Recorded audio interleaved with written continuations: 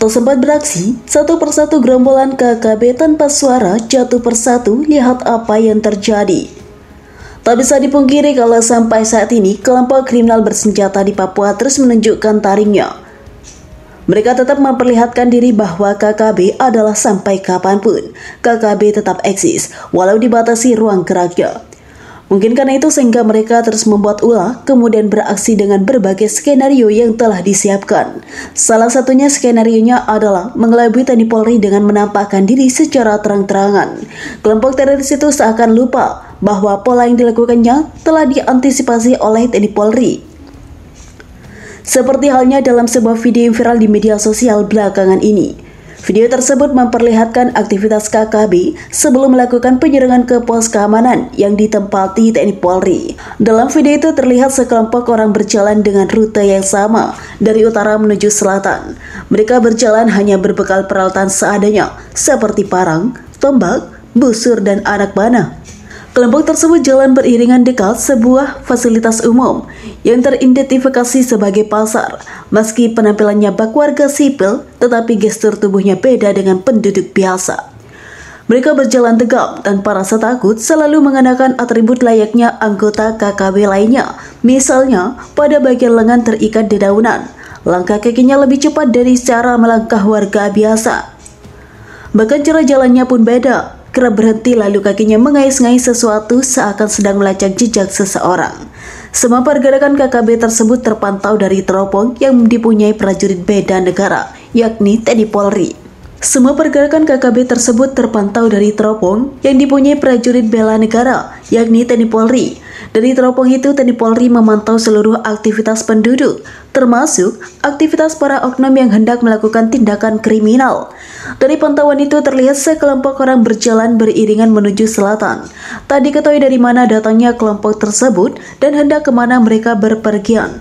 Daripada hari pertama pantauan TNI Polri, kelompok itu berjumlah 5 orang. Mereka berjalan ke arah selatan tanpa mengganggu warga pada kampung yang sedang dilalui. Hal yang sama dilakukan pada hari berikutnya. Tapi anehnya, aktivitas di hari kedua tersebut tetap dilakukan oleh orang yang sama. Tertangkap teropong TNI Polri, kelima oknum tersebut kembali melewati rute yang sama menuju ke arah selatan. Sekilas tertangkap adanya kejanggalan, sebab orang yang sama melakukan aktivitas yang sama. Ketika teropong TNI Polri diarahkan ke rumah-rumah penduduk, kejanggalan lainnya mulai tampak, kampung itu sepi. Aktivitas warga tak lagi seperti hari-hari sebelumnya, pintu-pintu rumah umumnya tertutup.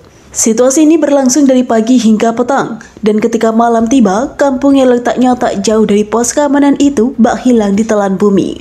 Tak ada nyala api seperti hari-hari biasanya, tak ada lagi penduduk yang bermalam di kediamannya masing-masing. Pada saat inilah, semua prajurit siaga, sebab telah ada tanda-tanda dari adanya serangan dari kelompok kriminal bersenjata.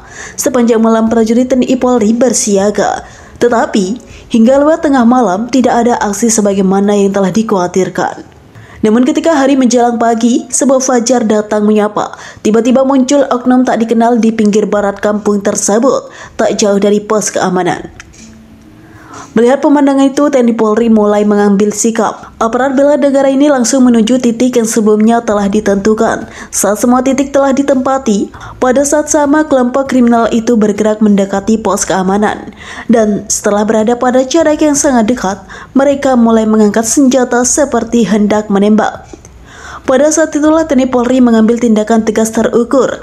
Awalnya, satu awak KKB dihadiahi timah panas. Saat yang bersangkutan jatuh, KKB pun mulai beringas. Mereka melihat menembak secara membabi buta ke arah pos keamanan, namun tak mengenai satupun personel pun yang berada di tempat itu.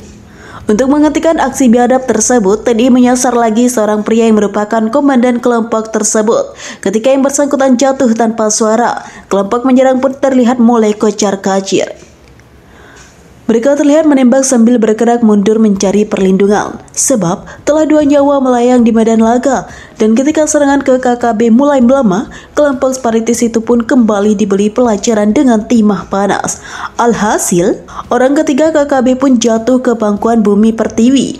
Pada saat-saat itulah, kelompok tersebut semakin kalang kabut. Lantaran hendak menyerang malah diserang, KKB pun memilih berlari menjauh dan menghilang di balik rimba raya.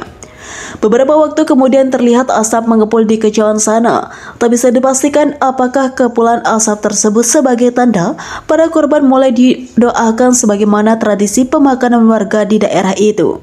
Tak dapat dipastikan pula apakah kepulan asap itu sebagai bagian dari ritual pemakaman bagi 3 awak KKB. Namun berangkat dari fakta yang terlihat selama ini, kepulan asap yang terlihat di kejauhan sana merupakan fakta bahwa anggota KKB itu telah tiada. Mereka telah dikirim ke Lembaka oleh TNI Polri dan nyawanya didoakan oleh anggota KKB yang lainnya sebagai rekan perjuangannya. Untuk diketahui baru-baru ini juru bicara OPM Sebi Sambom mengumumkan duka nasional di Papua. Duka nasional itu sebagai tanda penghormatan bagi Cornelis Aing Kingkin yang meninggal dunia secara tidak wajar. Cornelis merupakan tokoh TPNBB di wilayah Sorong. Sosok tersebut ditemukan dalam kondisi meninggal dunia secara tidak wajar. Atas peristiwa itu, juru bicara TPNBB Sebi Sambom menyatakan kematian Cornelis sebagai duka nasional bagi bangsa Papua. Berita tentang kematian Cornelis Aing Kingkin diunggah oleh poskupang.com dengan judul TPNBB umumkan duka nasional. Sosok berjasa bagi Papua Merdeka ini meninggal dunia secara tidak wajar.